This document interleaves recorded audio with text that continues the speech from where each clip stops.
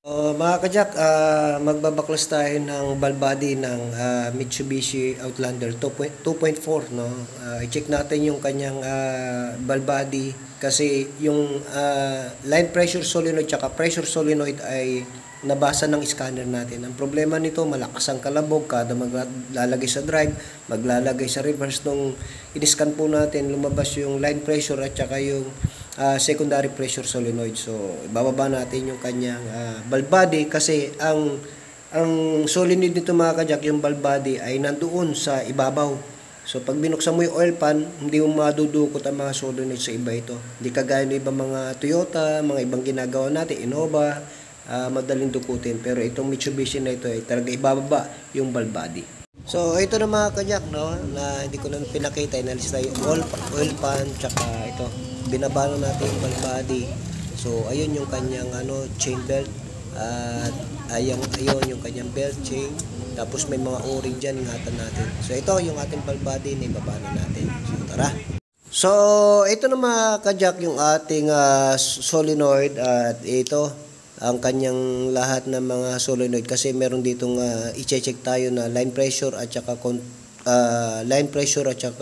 secondary pressure control solenoid mga kajak. So, kung titignan nyo mga kajak, meron ditong apat na solenoid na i-check natin.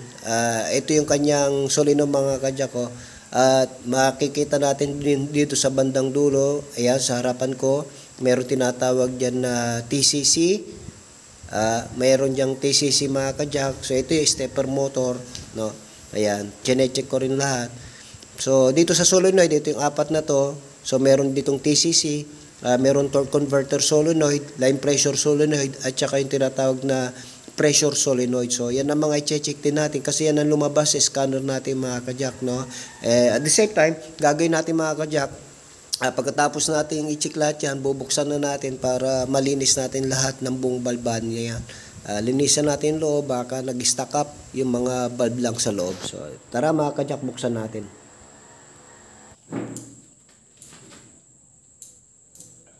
Ayan, mayroong allen range.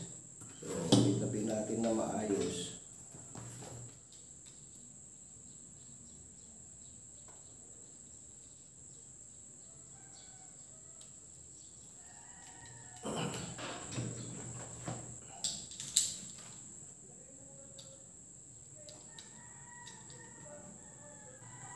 So may sakit yan mga kajak, itutulak nyo lang yung pinakasakit. So dahan-dahan lang ang tulak. Yan. Ayun. No? So pagdukot-bukurin nyo kung sa'yo nag-umpisa para maayos. Yan.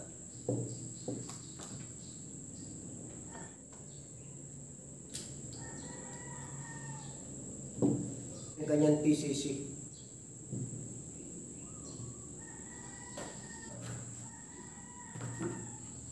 Kunin natin yung kanyang ohms.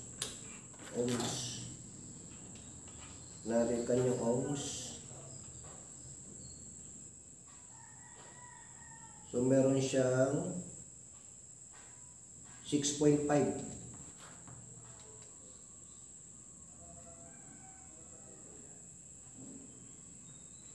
So pareha siya na good mga kajak do. So ito ang lumabas na dalawa.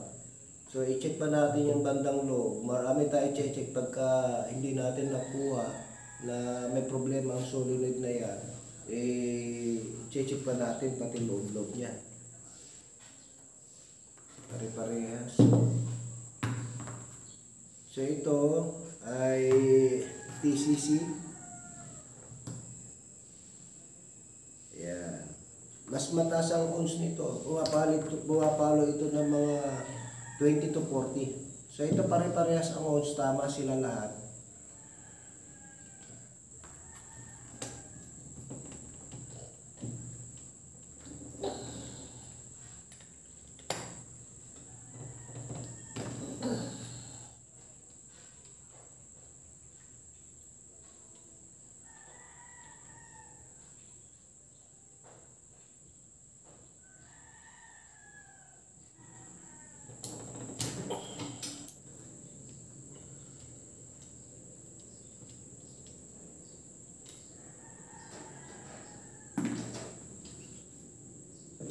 yung kanyang harness mga kajak.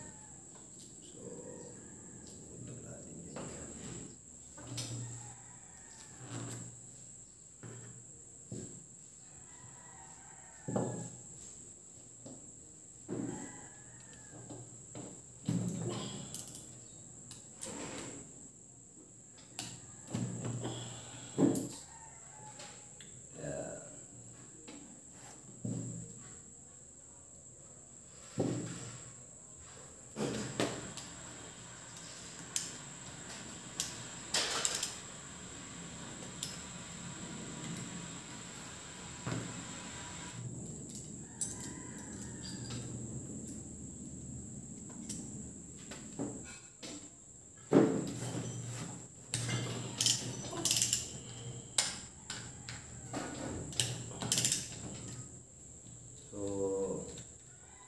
Na-check na naman natin yung iba dyan.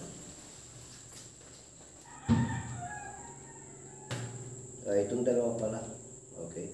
So, huwag nyo basta alisin yung dalawa. Ito at saka ito.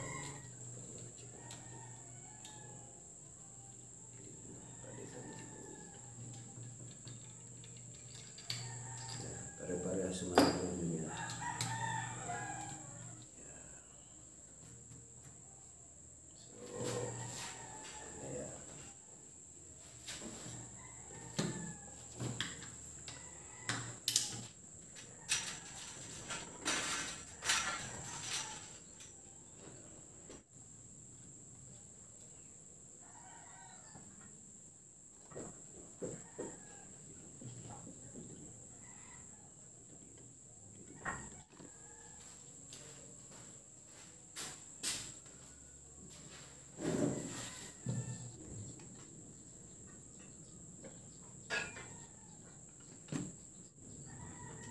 Maring mga magkakaiba.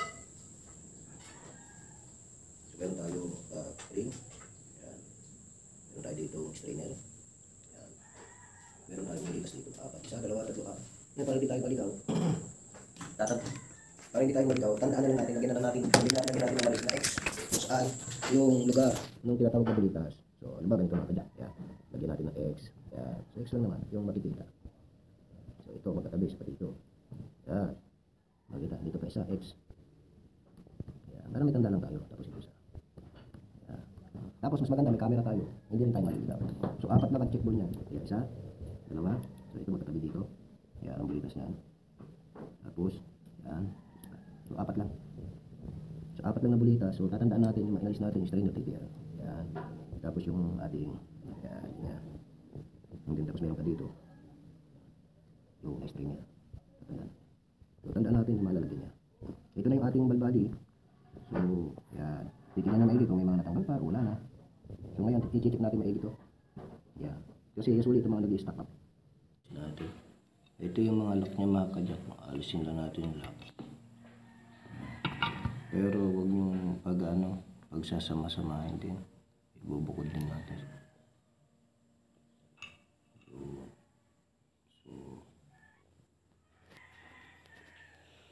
Tapos yung isa. So ito yung lock niya. Ipupush nyo lang ng konti. Tapos alisin yung lock. Sa yung lock nito. Ito mo dyan. Yan. So dito yung pangalawa tayo.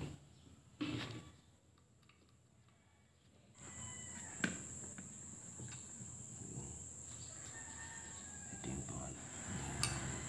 Ito yung pangalawang ba. Ito yung naman.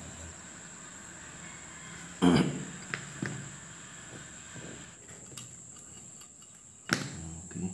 So merong nasa loob mga kadyak. So yan ang inyong iingatan. Andun yan sa loob. Ito maliit na yan. So dito